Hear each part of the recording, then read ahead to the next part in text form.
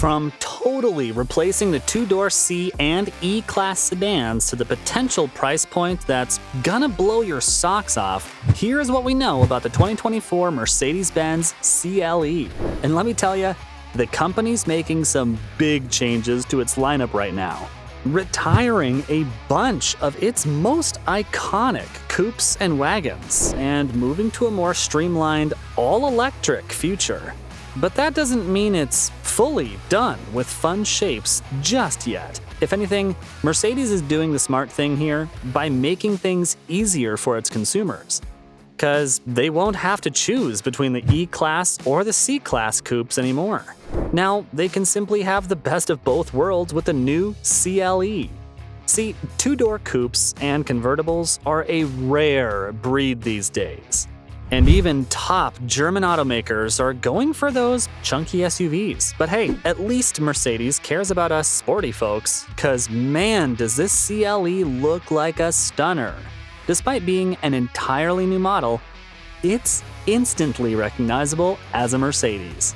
There's good reason for that though, cause the CLE borrows style cues from both the C-Class and E-Class and mixes them together into a beast of a car that's frankly more attractive than both. It's sleek, it's muscular, but most importantly, it's not overstyled like some of those new BMWs.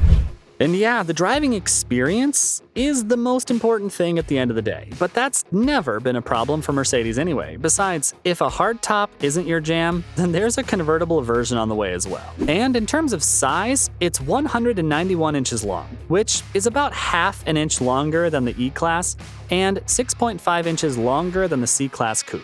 The wheelbase, on the other hand, is 112.8 inches, which means the CLE sits between the E and C-Class. Despite the size gains over the C-Class though, the CLE doesn't have a lot of extra room on the inside. But that's not the only bad thing about the car's interior, because it's a carbon copy of the C-Class. Looks like Mercedes was too busy working on the body of the CLE and totally forgot that they had to put some effort into the cabin too. Seriously, from the steering wheel to the center console, it's the exact same as the C-Class. So there's a massive freestanding 12.3-inch display on the center console and an 11.9-inch digital instrument cluster. Not exactly traditional, but that's what everyone's doing these days. Besides, even if this isn't everyone's cup of tea, it still looks super sleek and clean, especially with that leather trim around the doors. Also, at least there's no hyper screen that stretches across the dashboard, right? Because that thing looks horrendous. Oh, and there's no third screen in front of the passenger like the E-Class either, which is a bit of a bummer, but it's not a deal breaker either. What has changed though is the front seat design, which is exclusive to the CLE. Mercedes has gone for the Burmester surround sound system with Dolby Atmos, meaning they've got speakers, 17-inch speakers, next to the headrest, or as they call it, the listening area. Also, while the displays themselves are taken from the C-Class, the actual interface comes from the 2024 E-Class, with icons for important functions that can be accessed directly. Plus, you can even download a bunch of games or watch some Netflix while you're at it. But that's just the tip of the iceberg, because the tech in the CLE is insane. Mercedes has introduced a new AI system to the car that learns which comfort level the driver uses in different situations, and even tracks things like reminders, climate control, and lighting. So if it's a cold blue day outside, the car is automatically gonna switch on your heated seats and turn the ambient lights to orange. Or if you've set a date night on your calendar, it's automatically gonna set rose-colored interior lighting and play some romantic music.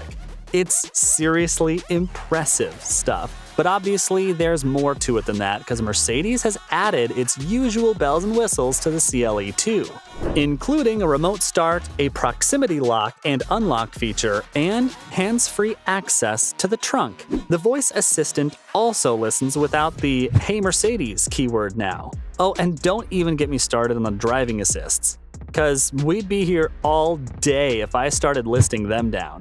Obviously, there's the lane assist, active brake assist, and traffic sign recognition. But an extra package on top adds adaptive cruise control, blind spot monitoring, and even steering assist. Also, if you're worried about the trunk size, since this is a two-door coupe, Mercedes says there's enough room to fit 3 golf bags. Plus, there's some extra room on the back seats too, if you do want to haul stuff around in a two-door car. But enough about all this techie stuff. I know what you're here for. And well, the good news is that the CLE is a beast under the hood as well.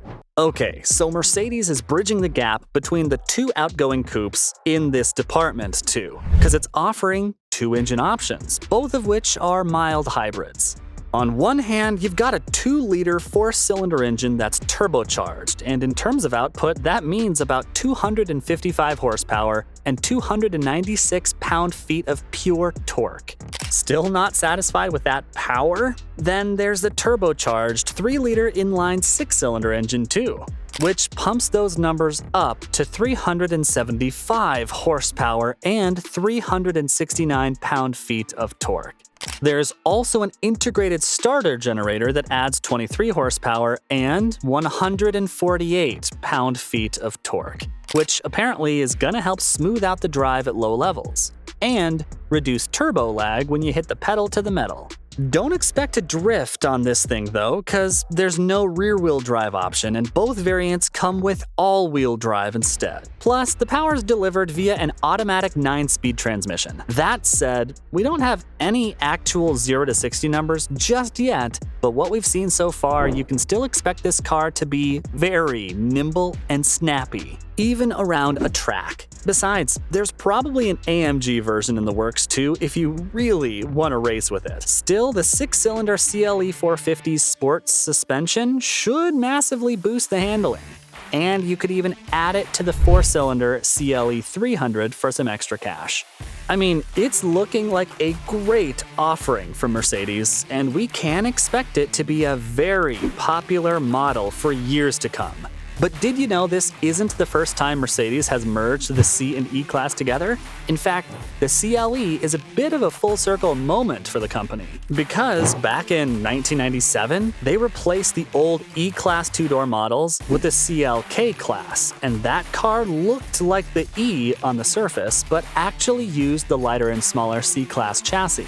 Oh, and yeah, it was also way cheaper than the E-Class, making it an extremely popular option on the market. Sure, they changed it back to separate classes 13 years later, but that doesn't mean it wasn't good. It's just that trends are changing yet again, and coupes are on the decline. So it makes sense to remove all the extra options on the market. Besides, mixing that power and comfort with the C-Class's affordability is the sweet spot. Mercedes has nailed the same concept before with the CLK, so there's no reason to question why they can't do it again. I mean, the S-Class coupe may be gone forever, but at least Mercedes still cares about people who want to have fun on the road.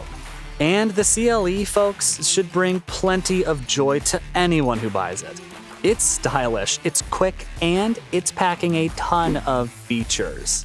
That said, cars like these are a luxury these days, so despite the similarities with the C-Class, the CLE's not gonna be cheap. But then again, if it nails that sweet spot between the C and E class, I think it's gonna be a slam dunk for Mercedes regardless.